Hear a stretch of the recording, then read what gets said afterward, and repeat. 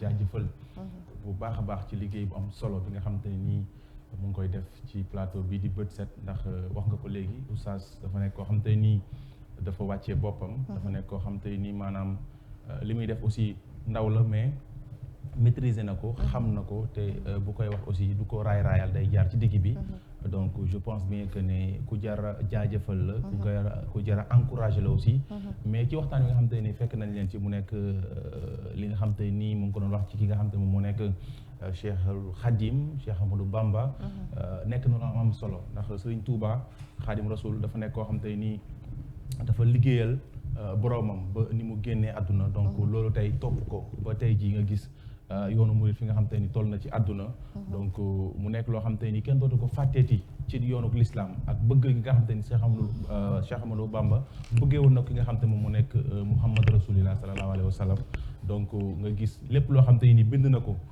ci tagg yonente bi la lépp loo xam te ni wax na ko ci jaamu suñu borom la ak ki nga xam te moom moo nekk yonente bu tedd boobu noonu la li nga xam te ni aussi mu ngi ko doon wax léegi mu nekk si nii nekk loo xam te ni quand même saa su jibee képp koo xam te ni murit nga li gën a fort ci yow day mel ne luy génn parce que man mi nga xam ne maa ngi woon juste à côté commencé woon naa jël ndax li nga xam te nii quand même wax na ko ci ak li nga xam te nii Laay Fall moo ngi ko doon jàllale ci suuf mu nekk loo xam te nii vraiment ñun murit ñun ñoo ko moom donc kenn mënu koo tere ndax jël ak jooy ci biir yoon wi la bokk donc loolu mënuñ koo génnee ci biir yoon wi donc ñu leen di comprendre bu baax a baax di ñaanal oustaz waajuram bu jigéen boobu nga xam te nii génn na àdduna yàlla xaaree ko àjjana firdawsiya àdduna nii la demal maa ngi njëw la donc tey moom la suba ñun la donc ñu koy jaale bu baax a baax alors soxna Aïcha ñu daal di dugg ci li nga xam te ne moom moo nekk sababu waxtaan wi ki nga xam te ne moom moo nekk Saloum Ndiaye nekk coordonnateur projet bi nga xam te nii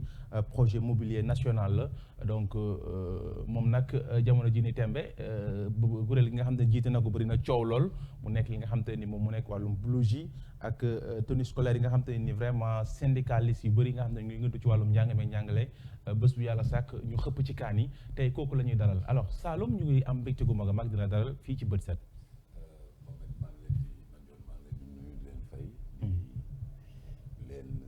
ci àjjuma ji di rafetlu waxtaan bi ma fekk ndax Serigne Touba moom kuy wax ci moom daanaka da ngay yëgal li gën a fort ci nit ñi muy seen xol ak seen ngëm donc maa ngi woon ci biti di dégg lu rafet li nga xam ni oustaz yëkkati na ko fii di la jaajëfal aussi ci invitation bi comme ni nga ko waxee tenue scolaire yi coow li bari na lool ci yenn enseignants yi du ma wax ñëpp sax ak yenn syndicalistes yi d'accord waaw donc ñun nag ministère bokkuñu éducation nationale ministère de l'artisanat de la transformation du secteur informel lañ bokk d'accord waaw donc ñu daal di rek dugg ci li nga xam te moom moo wax ji parce que li nga xam te moom moo nekk tenue yi ci boppam wax naa ko léegi bëri na coow ñu bëggoon a xam exactement lan moo waral tey ji nguurug Sénégal jël initiative wu quand même jël lu toll ci 30 milliards daal di koy séddale ci ñetti at bu nekk ñu jël fukki milliards foog naa def ko ci wàllum tenue scolaire yi lan moo waral idée boobu noonu waaw xam nga loolu li tax man mënuma comprendre lu tax polémique bi ci am parce que bu ñu dellusee ci li président wax dinañ xam ni coow waru cee mën a am ndax bu fekkoon ni ñañu ko jagleel ñoo coow sax ñu mën a comprendre ndax 10 milliards yooyu par an pendant 3 ans président artisan yi la ko jagleel conseil présidentiel bi amoon jam ñaajo ci la ko njëkk a officialisé ne fi mbas mi toll ak ni dëkk bi suuxeek ni mu impacté premier employeur du Sénégal muy artisanat dina def mu jël mesure yu bëri bi ci njëkk di 10 milliards par an pendant 3 ans pour ñu confectionner tenue scolaire ñu ne ti déet na waaye mu ne dina jël ci 100 000 logements yi lépp luy kaye menuiserie porte fenêtre jox ko artisan yi ne dina jël programme mu résorption déficit bi ñu am ci table banc yi jox ko menuisier yi 2022 ñu suspendre importation meuble d'occasion yi ñuy dugal pour sunu menuiserie yi mën a suqalikuwaat donc bu ci éducation nationale jëlee tenue scolaire rek bëgg ci indi polémique c'est parce que dañoo xamul ni ñoom bénéficiaire dong la budget bi 30 milliards yooyu yëpp jógewul budget éducation nationale kooku ci financement programme d'urgence pour l'emploi et l'insertion la jóge d'accord même bi président di def tournée économique am ba mu eggee ba Kaffrine jàkkaarloog artisans yi rappelé waat na leen ni dina leen subventionner pour ñu confectionner li ñu soxla ci tenue scolaire loolu mooy aspect économique bi li nga xam ni éducation nationale waroon nañ ko rafetlu te bari na ñu ko rafetlu seen biir sax mooy que ni retouru tenue scolaire li muy def ci valeur ak éducation wu ndaw ñi bi ci njëkk mooy dëkk yi ñu gis ak institution yi ñu gis yëpp ñu teg tenue scolaire daf leen di permettre li ñuy woowee inégalité sociale ñu mun ko réserver ci biir école yi mooy que ni bu ñëpp solee tenue yow dootoo mën a ràññee ki néew doole ak ki am doole muy dimension pédagogique bu am solo beneen bi ci topp lépp luy valeur éducative ak vivre ensemble man mii di wax yéen travailleur social la mooy sama formation de base ci loolu la corps pédagogique di sukkandu pour indiwaat ay valeur ak ay citoyenneté pour xale yi di booloo ci li leen dam boo xoolee exemple fu mel ni Prytanée militaire tenue scolaire bi ci armée loolu lay jariñ pour mën a retravailler ci des questions disciplinaires gis nañ liy xew ci écoles yi ak ci société sénégalaise on est dans une crise de valeur boo xam ni loolu surplus ak plus-value la waroon doon la nekk sax ci enseignants yi pour ñu mun a liggéey ci aspect mais est-ce que loolu quand même mën na andi ak yokkute ci tenue scolaire est-ce que kese est-ce que mën na andi discipline ci biir école absolument ci nan xam nga ñëpp bu ñu bokkee benn idéal ci li ñu nuroo loolu la tubaab di wooyee culture institutionnelle boo xoolee fi ñu def tenue yëpp pour que ñi bokk fi ñu nekk ñëpp mën a retrouver wu ci ay valeurs yu ñu partagé loolu bokk na ci symbolique démb rek dégg naa secrétaire général du CUSEMS malgré que wax na ni du priorité mais sant na rafetlu li nga xam ni tenue scolaire dina ko indi ci lu baax ci école. alors d'accord nga ni loolu mu wax ne du priorité d'accord nga ci. d'accord ma ci xam nga lu tax d'accord ma ci. d'accord ci. secteur artisanat bokk na ci secteur bi Covid pandémie bi gën a impacté. non ci biir l'école bi la ñu bëgg a wax par exemple priorité ci biir l'école bi. non tenue bokkul scolaire xam nga lu tax du ma wax ci école bi. waaw. parce que bokkul ci budget école bi du xaalisu éducation nationale il faut que ça soit clair boo leen déggee ñuy wax dafa mel ni.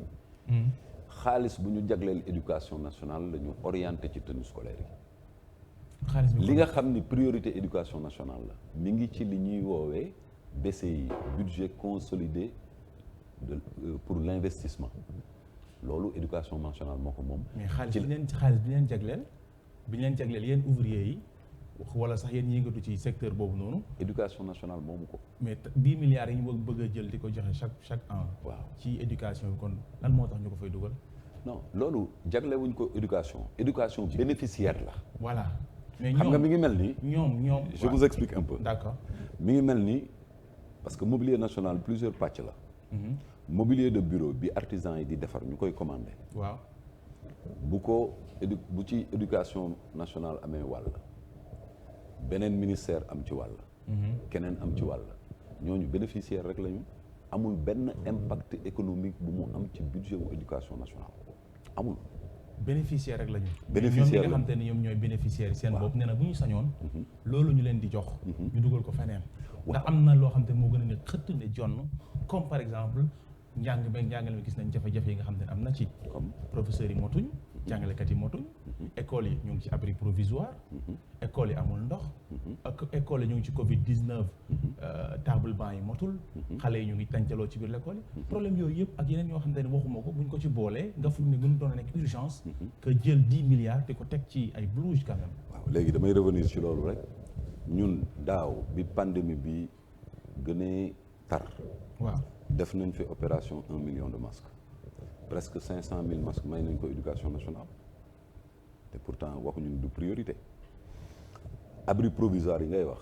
Il y a une ligne de financement dans leur budget boo xam ni moom lañ jagleel résorber abri provisoire yi.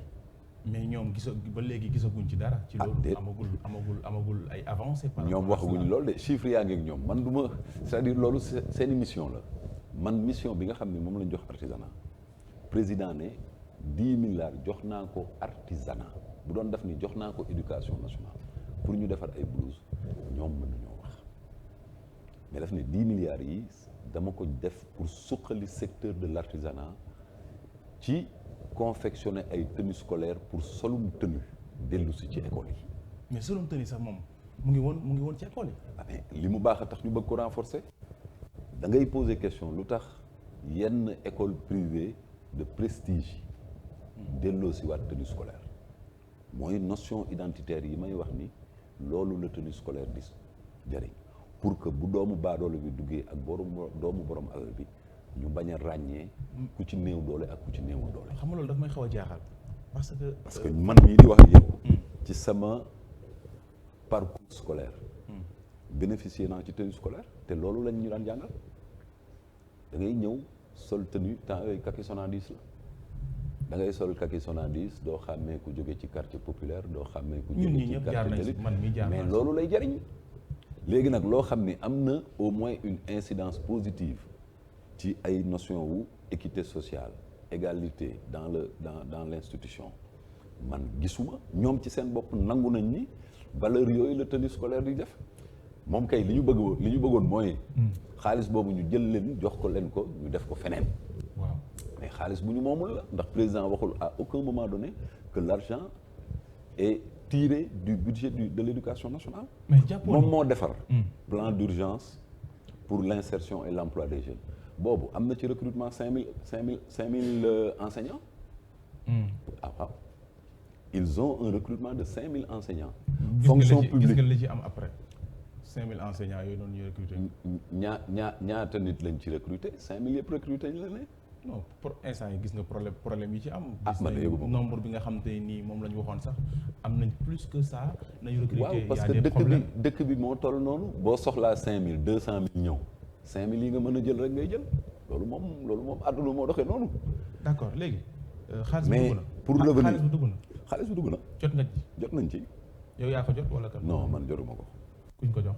état dafa am nu muy doxee confection tenue scolaire yi ñetti entité ñoo ko seq éducation nationale bi nga xam ni ñoom ñooy bénéficiaire ministère en charge de l'artisanat bi nga xam ni moom mooy encadrer entreprise artisanale yi ko war a exécuter yor tout ce qui est aspect technique ak DER bi nga xam ni moom mooy préfinancer les artisans parce que entreprise artisanale dafa am ay réalités fii boo gisee marché état l'état paye après service tey bu la état joxoon marché wu 50 millions tant que liggéeyoo ba livré ko du la fay bokkul ak privé bi nga xam ni day ñëw waxaale nga jox ko avance baa nga fay ko lépp mu liggéey te bu ñu xoolee suñu biir parce que 2015 ba léegi ñu ngi liggéey ci projet immobilier national néew na artisan Sénégal yoo xam ni boo leen préfinancé wul du ñu mën a exécuter marché surtout bu matee ay 10 millions wala 20 millions am na ci ñoo xam ne 5 millions sax boo leen jàppale wul du ñu ko mën a exécuter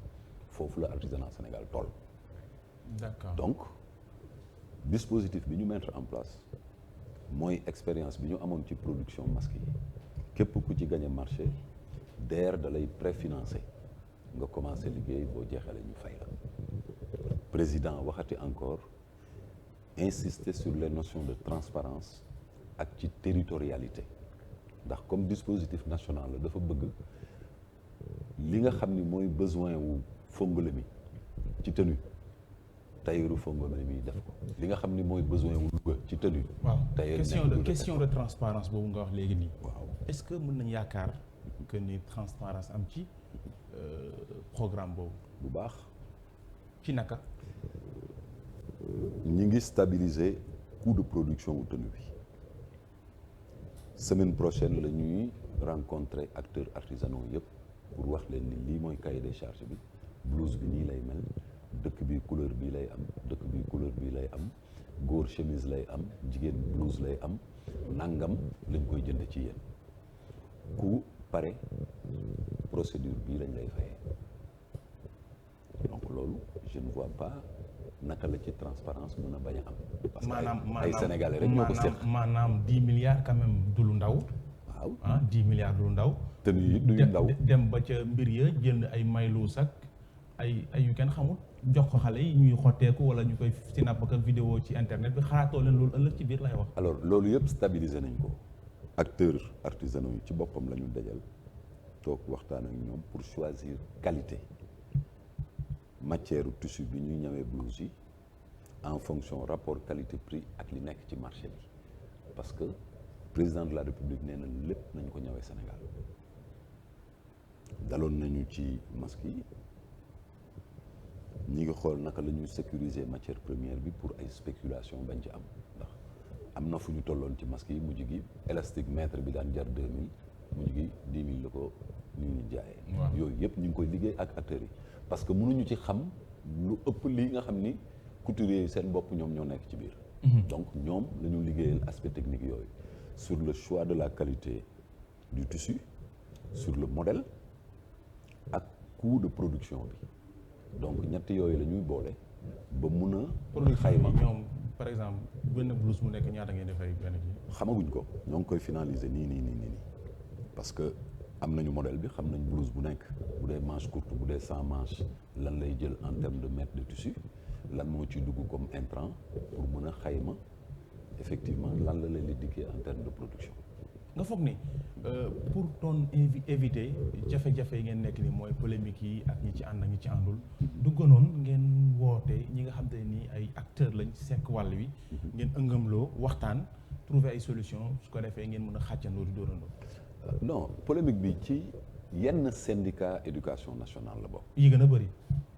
ah waaw ñaari nit daal laa ci déggagum ñaari organisation laa ci déggagum ñu wax muy COSYDEP ak CUSEMS.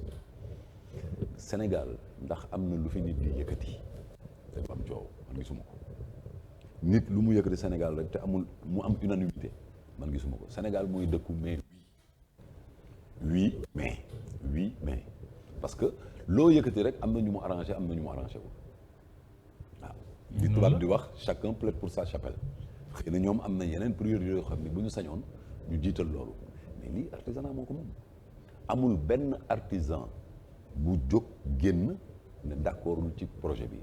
parce que ñoom lay suqali. da ngeen ci d'accord kay parce que président ñoom la ko jox ñoom ñoo ko moom. président li mu wax c'était très clair dinaa subventionner artisans yi pour la confection de tenues scolaires. tenues yi ñuy confectionner nii mais éducation nationale ñoo exprimer seeni besoins ba ci couleuru blouse yi. waaw inspection d'académie yi ñoom ñoo choisir seeni couleur par région. couleur yi lan la. am na bleu am na vert am na beige. am nañ ñoom seen i critères. dégg naa sax couleur yi wax na LGBT loolu.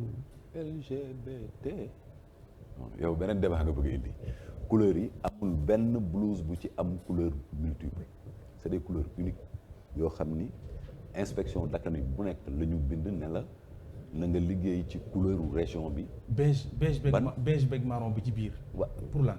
dafa am beige ak marron. gis naa ko ci seen liste bi gis naa ci beige ak marron. gis nga ci beige ak marron mais ñoom ñoo ko choisir. mais attends beige ak marron pour lan. mais bleu mi ngi fi jaune mi ngi fi vert mi ngi fi.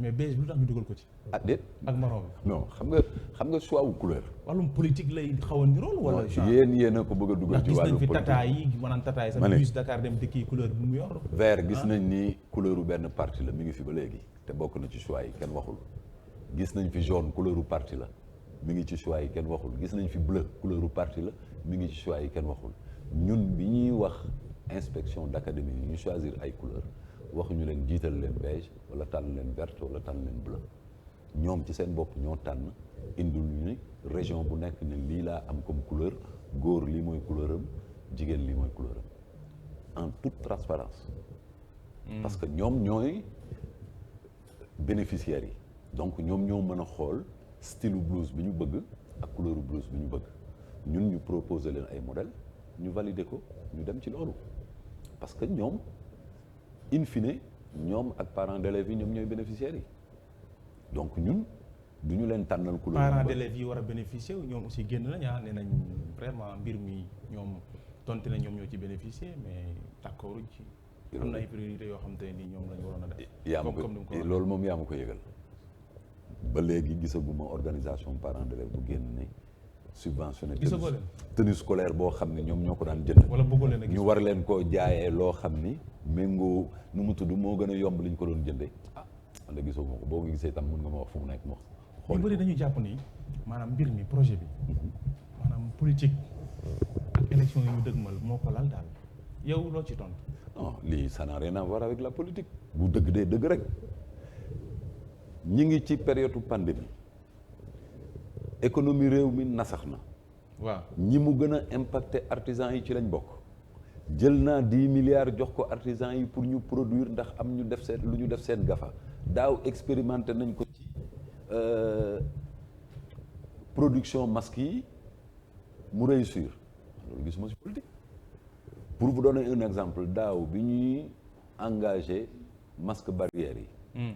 mais lu nekk dégg nañ ko naan way artisans yi mënuñu respecter hygiène bi ci nekk nangam est-ce que conditions yi ñu koy defee yëpp man maa njëkk a defar lu échantillon yóbbu ko ministère de la santé sur la qualité du tissu sur le patron sur le modèle. mais seen masque yi da doon fattaate de fattaate.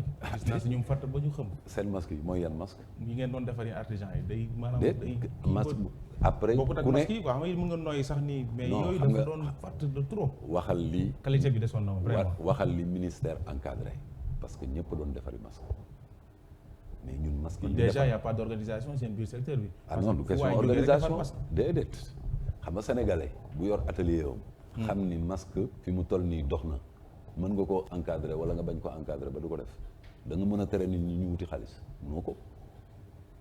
d'accord mais ñun bi ñu ko defee dañu ne voilà critères yi ñuy defee masque yoo xam ni ça a été normalisé association de normalisation bu Sénégal moom la ñu àndal ci moom ne lii mooy critères yi lii mooy patron bi lii mooy tissu bi nii lay mel lii mooy mesure même mesure élastique bi pour nga nekk ci à l'aise lépp ñu stabiliser ko encadrer leen ñu defar ko ñu jox ko à la disposition des institutions publiques.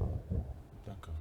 mais nag parallèlement am na ci ñu doon jël seen initiative bu bopp di defar ay masques di ko jaay ñi di ko may. D'accord léegi mënuñu lu tere loolu. Aïcha ñu daal di dem studio A fekk ji fa soxna Aïcha Thiam ak ay naataangoom ñu daal di wëyal seen i question.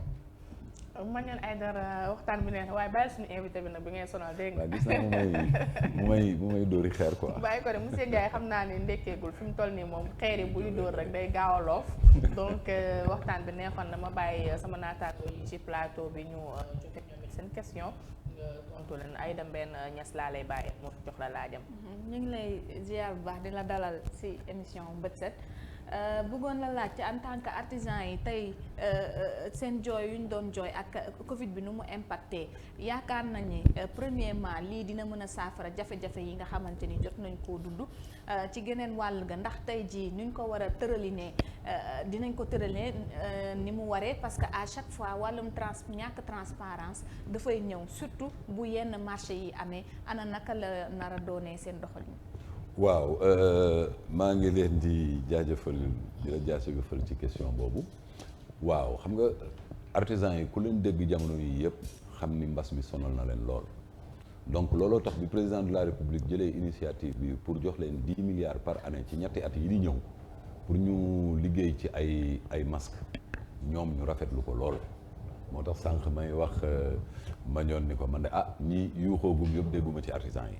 parce que boo xoolee président ñoom la wax ni ñoom lay jox 10 milliards la ko jox nga yuuxu. waaw mu ngoog kon kay comme ñoo ko moom nag je crois que ñun ministère li ñu mun rek mooy encadrer leen ba nga xam ni képp ku ci war a am nga am ci am nañ ci expérience mobilier national am na ci expérience ci production mobilier de bureau am ko ci production mobilier d'appartement yi état bi di soxla am ko daaw ci période mbas mi ci millions de masques yi transparence boobu ci kaddu président la njëkk a jóge moom moo ni comme projet national la dëkk bu nekk la nga soxla na ko artisan ya fa nekk defare pour bañ lépp ñu concentré ko Dakar ba buñ ko mënati maîtriser loolu bi mu amee itam ñetti pàccu état yi nga xam ne ñoo séq projet bi muy éducation nationale bi nga xam ne ñoom ñooy jariñoo tenue yi à travers les élèves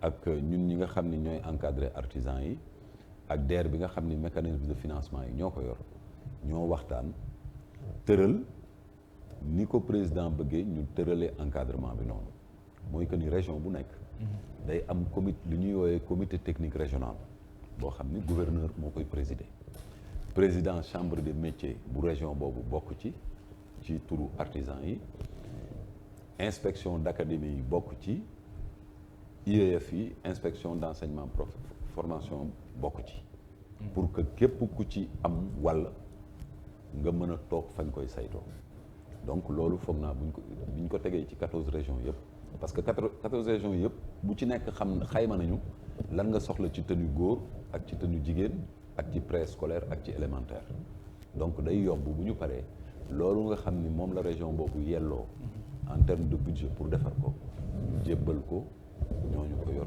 ñu exécuter ko. en compte parce que syndicalistes yi ñu ci bëri ñu ngi génn ñu ne en réalité tissu yi ñu koy defaree duñ ko sax jëlee Sénégal moo tax jàpp nañ ne njëriñ bu mu war a am dëgg sax du ko am ndax li taf yëngal la rek bu ñu nee tey artisans yi ñoom ñoo ciy jëriñu. waaw xam nga loolu mooy li may wax bés bu nekk am na loo xam ne bu nit bu génnee di ko wax rek Sénégal yëpp ñun Sénégal ñoo ko bokk Sénégal yëpp di ko dégg war nga xoolaat li ngay wax. parce que xëy na seen njort la bi ñu commencé loolu entreprise usines yi nga xam ni ñoom ñoo fiy defar tissu actuellement Sénégal. c'est des entreprises sénégalaises. entreprise sénégalaise bi Serigne Boub moom bugguma woon sax tudd tur woo nañ leen ba wax leen ni ndax qualité tissu bi ñu bëgg a defaree blouse yi mën nañ ko defar wala am na koy defar Sénégal ñu ne déedéet lu nit mënul defaree Sénégal nag boo ko bëggee foog nga jéggaani ko. kon kay kon en réalité waaw est-ce que. kon kay wax nañ dëgg. mais bu fi amulee blouse yi ñuy defar fii yëpp amul benn blouse boo xam ne tissu bi fii lañ ko defar. est-ce que mënuñu woon leen waajal déjà li ñu soxla ci qualité ñu mën koo amee fii laataa ñuy dem bitim réew. waaw mais li ñu soxla xam nga bi ñu waxtaanee ak ñooñu rien que machine ak matière première bi defar tissu boobu rek 50 milliards mayu la ko loolu état mënu ko supporter. bu fekkoon ni dañu bëgg lépp lu ñuy yëkkati balaa ñu koy yëkkati mën koo defaral suñu bopp tollooguñu foofu. mais déjà dëgg rek di dëgg bu dëgg rek dee dëgg. d'accord kon kay lii kay waroon ngeen a xaar ba pare.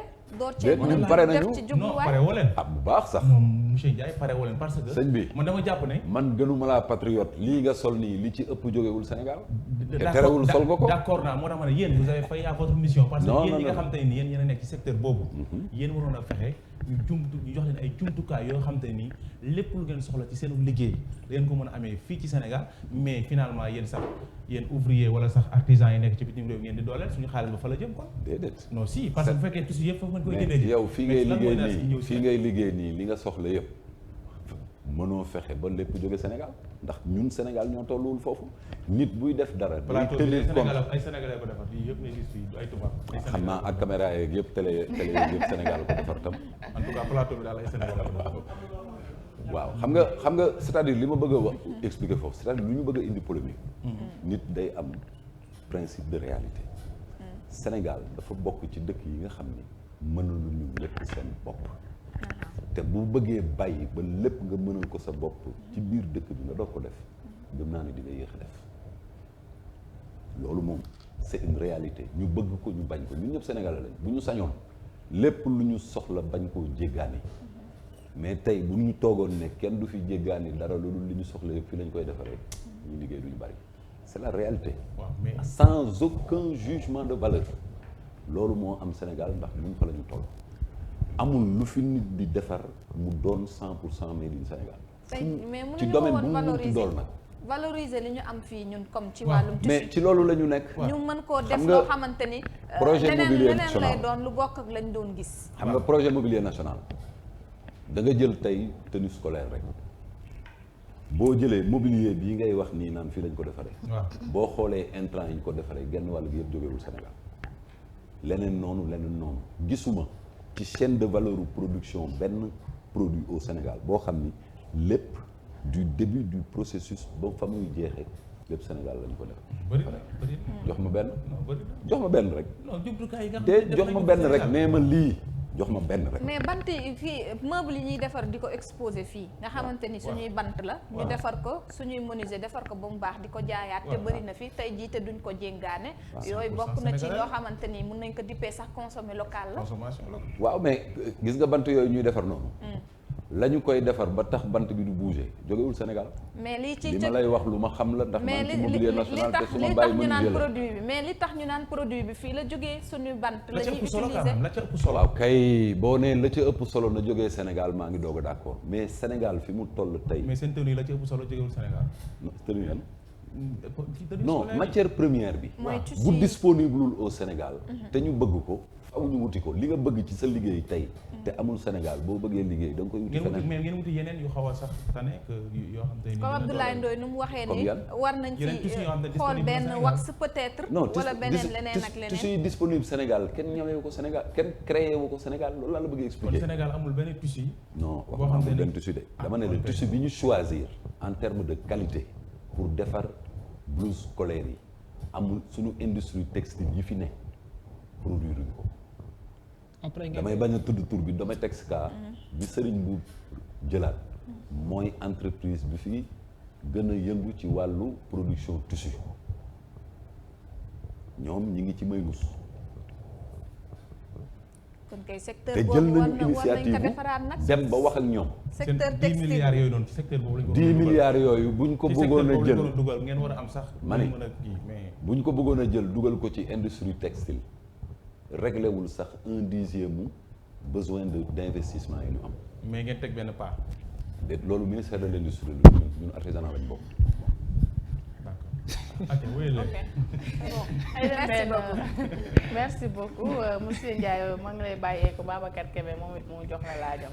jërëjëf Kébé parce que monsieur Ndiaye maa ngi lay nuyu di la dalal ci bët set parce que dama comprendre dafa mel ni monsieur Ndiaye day gën a prôné li Sénégalais di fortaat ci biti plutôt que li ñuy am suñu biir réew da ñuy xeebal daal li nga xam ne moom la ñu am su ma déggee bu baax say kàddu wala su ma comprendre parce que tu mets plus en valeur li ñu amul plutôt que li nga xam ne moo fi ne tey bi ngeen demee bay def benn choix mu leer na ne am ngeen échec yéen ñëpp ci seen biir ci wàllum textile parce que nee nga artisanal yaa ngi retiré wu ci responsabilité bi génnee nga ci sa bopp mais ça vous regarde vous tous et tout nous tous des Sénégalais non loolu moo am en réalité donc tey boo retiré tey sa responsabilité jël ko jox ko ñeneen tamit teewul bëgg-bëgg bi lenn kese la war a mën a doon moo ñun ñëpp ñu bokk dem ci loolu pour am ci benn résultat et pourquoi aussi le choix ci loo xamante ni nii leer na ne da ngeen ni secteur artisanat la te carrément du secteur artisanat moom ngeen ciy jox pour mu profiter wu ci même ba ci ñi nga xam ne sax ñoo nekk tailleur yi parce que gis na yàgg nañ fi gis ay marché yoo xam ne parfois pàccoo bi ni muy gën a demee mooy ñëpp ñi leen gën a jege ñoom ngeen ñi gën a jox li nga xamante ni moo koy yellool plutôt que ñi nga xamante ni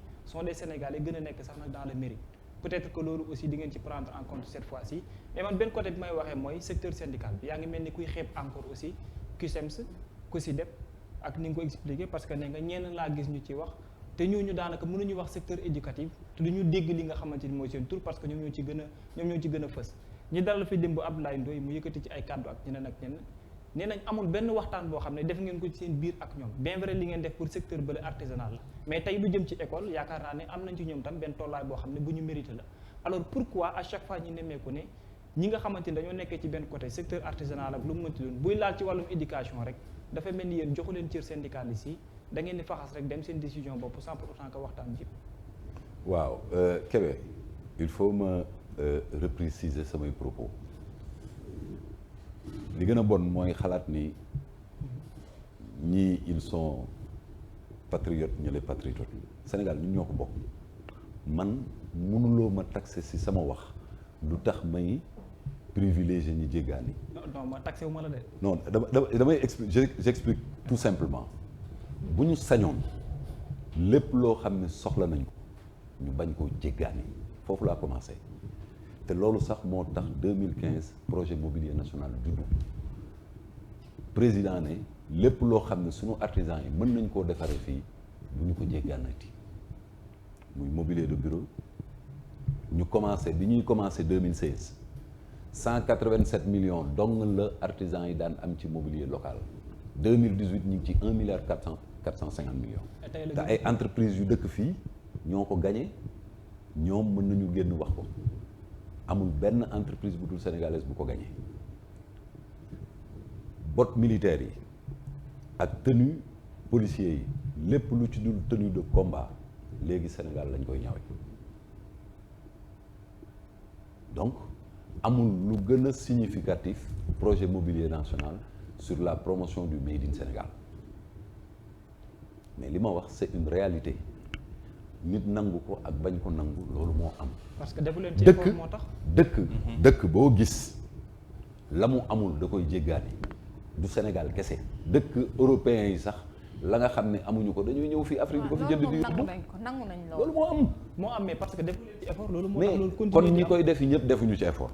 kon dëkk yi nga xam ne dañuy dem jënd li ñu soxla bitim réew indi seen réew yëpp defuñu ci effort c'est la réalité. mais jéggaani benn ñaareel bi ci topp man reproché wu ma syndicat dara sànq préciser naa ko nekkuma éducation nationale pour wax ni syndicat warul wax wala war na wax il faut que ça soit clair dama ne man ministère de l'éducation nationale lay liggéeyal parce que ñoom ñooy bénéficiaire u li nga xam ne xaalis boobu la président jox artisan yi président waxul xaalisu éducation nationale la waxul ci budget éducation nationale lañ ko jëlee daf ne dinaa jox artisan yi 10 milliards pendant 3 ans pour suqali seen activité mais bénéfice bi benn bi tenue scolaire la éducation nationale moo ciy bénéficié wu bi ci topp mu ne table banc la éducation nationale moo ciy bénéficié wu beneen bi ci topp mu ne 100 000 logements yi la cahier menuiserie bi mooy porte yeeg fenêtre yi urbanisme moo ciy bénéficié wu loolu la wax te ci loolu la ñu liggéey la deuxième chose moi je suis pas politique ci poste technique dama lay expliquer rek ci poste technique laay nekk même bu fekkee ni un ministre est éminemment politique bu ñu ma joxee liggéey ne ma ay artisans ñoo ko moom je parle sous le contrôle ci télé lay waxee je parle sous le contrôle de tous les artisans amul projet bu ma piloté te partagé wu ma avec les acteurs li may wax ci couleur tissu ci qualité tissu man du ma tailleur bu ma ko amee am na fu ma ko jëlee fan laa ko jëlee ci acteurs artisanaux yi parce que ñooñu la ñu toogal ne lii mooy projet bi ñun commission technique mooy suñu principale commission ci projet bi naka la ñu mën a def ba satisfaire li président wax lan mooy qualité rapport qualité prix accessible sur le marché ñu ne lii moo fi xew lii moo fi xew ñu ne bu ñu sañoon tissu bi ci boppam bu ñu ko munee amee Sénégal ñu jëndee ko Sénégal ñu ne Sénégal li fi disponible ñu koy jaay bitim réew la jógee benn entreprise buy defar tissu moo fi nekk ñu ne ban la ñu ne muy Serigne Mboup jëlaat j'ai appelé le directeur général mu ñëw sama bureau ñu toog ma ne ko lii la ñu bëgg defar est-ce que sa entreprise mën na ko produire mu ne ma egguñu foofu donc voilà le processus que nous avons mis en place bu ñu sañoon 10 milliards yi dërëm du profiter à l'étranger dërëm mais nag fii dama gisul Sénégal lan moo fi yomba def te doo jéggaani loo amul loolu mooy la réalité bi. non li ma jaaxal mu mooy neex secteur ñu bi nga nekk ak secteur bi nga nekk mënoo xam ne Sénégal usine bi ak usine bi lii la war a mën a yem ci wàllum liggéey ci côté boobu. ak bu ma ko secteur xamuloon bi du ma ko wax.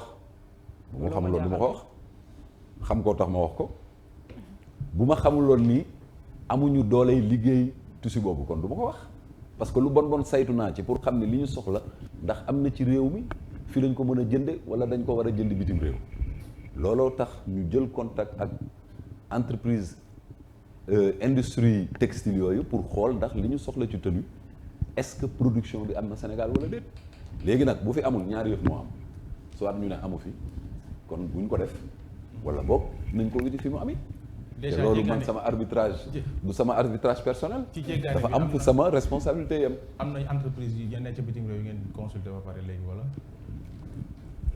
ñi nga xam ni ñoo yor dispositif de financement bi ñi ngi koy xool ak artisans yi parce que tam artisans yi ñoo ñu gën a xam même les circuits d'approvisionnement li nga xam ni soxla nañ ko mu nekk ci biir dëkk bi même bu dee ay commerçant la ay doomu Sénégal lañu buñ ko jëndee ci ñoom puso ngeen di soxlaate gi wëñ ma ni buñ puso ko wëñ waaw ngeen di soxlaate lu tax bu ngeen andee tissu yi lu ci desati bu ngeen jëndee tissu ca bitim réew laa lu ciy desati non tissu yi mën nañ ko jënd seen li nekk Sénégal la ñuy njëkk a jënd d'abord ba pare parce que li nekk Sénégal ay doomu Sénégal ñoo ko fi dugal boo ko jëndee ci ñoom ma ñooñu da nga leen di suqali amul dara luñ ciy may. waaw mooy pousse ak wëñ bi laa wax. waaw même bu dee puso wëñ doomu sénégalais moo jël xaalis investir ko dem jëndi indi léegi ñun duñ ko xañ doomu Sénégal boobu. et en réalité après ce sont les tailleurs ñoom ñoo ci gën a bénéficier wu. non ci wàllu ñenn ñaw ci tailleur yi ñenn ci tailleur yi.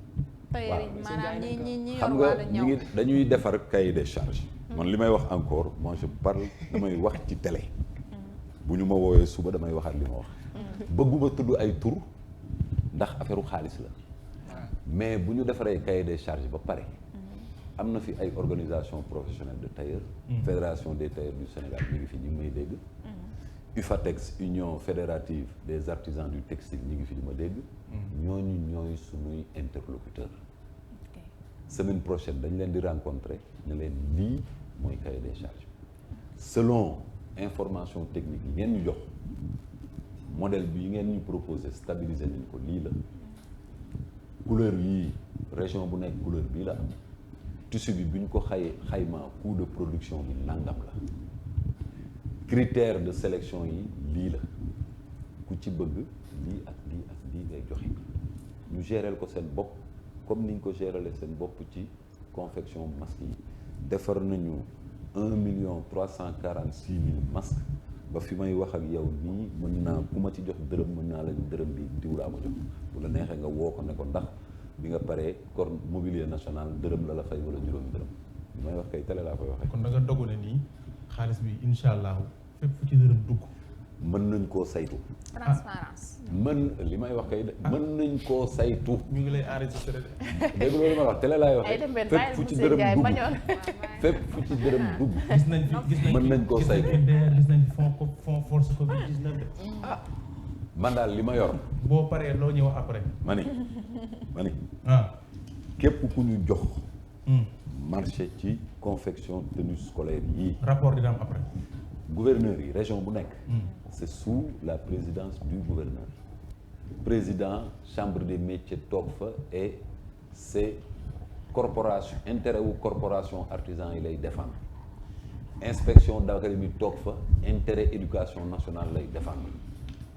kon baax na. ma ñoon mais Aïcha bu paree bëgg naa xam ndax dañ koy may élèves yi ci bu école ubbee wala dafa am lu ñuy joxe ngir mën a jot. généralement parents d'élèves yi dañ ko daan jënd. li ñu wax mooy bu ñu ko daan jëndee 3000. ñu jaayee leen ko 1500. dama wax approximatif nii nag damay parce que prix yi génnagul. il faut que ça soit clair. balaa may génn ñu ne Saalum moo waxoon 1500 lañ koy jaayee te du loolu. dama joxe exemple bu fekkee ni. comme président moo ko subventionné. bu daan dikkee parents d'élèves yi 3000. xëy na mën na leen di dikkee moitié prix. loolu bi ci arbitrage su président de la république bu ko neexee ñu produit ba pare mu ne may leen ko loolu ci responsabilité am la bokk. merci ko doon waxtaanee nag. ñu ko doon waxtaanee balaa ngeen di. non xam nga quoi avant muy andi ay polémique. man du ma dugg ci polémique. non parce que. xam nga lu tax. éducation nationale ñoom ñoo xam lu tax ban interlocuteur la ñuy waxal. par rapport ak nature projet bi ñu am.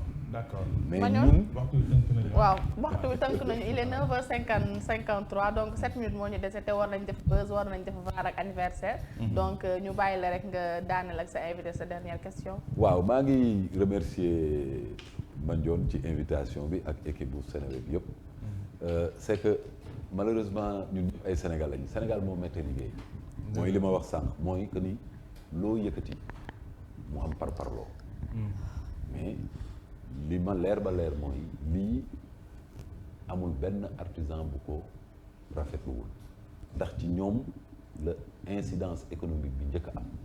d'accord donc maa ngi ñaan ñëpp dellu si à la raison tenue scolaire ñëpp xam nañ dimension pédagogique bi mu am dimension éducative bi mu am du ma ni nag éducation nationale amul yeneen priorité ña koy wax it wax nañ ni rafetlu nañ ko waaye seen priorité lii la wala la lañ ndax leen yàlla dimbali ba seen priorité yooyu borom bi def ci sutura ba ñu mun ko satisfaire. en tout cas li ñu leen di ñaax rek moom mooy quand même buñ ëllëg si biir artisans yi génn naan 1000 francs lañ ma jox ci xaalis gi ak kii naan 30 000 lañ ma ci jox ak kee jox nañ ko 1 million kee jox nañ 4 millions 5 millions souvent répartition bi souvent du équitable et ça pose problème ci biir réew gis nañ ko ci ay projets yu bëree bëri donc c'était juste benn ñaax bi ñu di ñaax. waaw ngeen góorgóorlu ci. loolu am nañ ci expérience. voilà séddale nag du ñëpp mënuñu tolloo paar.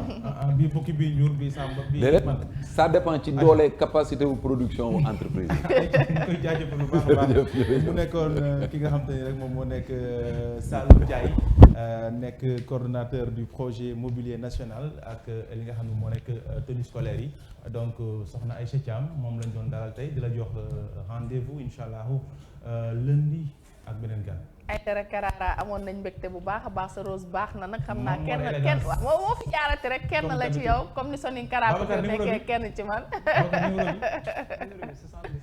103 52 103 52 17 foofu ca marché Colobane mu ngi ca marché Gambe ca Rose Bala donc amoon nañ contentement baax a baax comme le Golden Boy ni ñu koy defalee tous les jours invité bu mu fi indi rek balaa muy dem ñu am si jàngat yu ñu ci def jël ci ay leçons te daal di am yenn yu ñu ci tee donc yéen a ngi nag seen dernière partie lii di seen matinale bi nga xamante ni comme ni ñu koy waxee rek mooy première matinale digitale du Sénégal benn la fi ñun ñooy the first and the last donc ku mën rek na def kan ma wax loolu Samba Peuzé ku mën na def non dip waaw ku mën na def waaw donc ñu leen nuyoo Mouhamed TTG nga ni VAR dina am bàyyi naa la ak monsieur Ndiaye donc laaj yi dafa bëri woon te temps bi daf ñu xoj on n'avait pas eu le temps dugal seen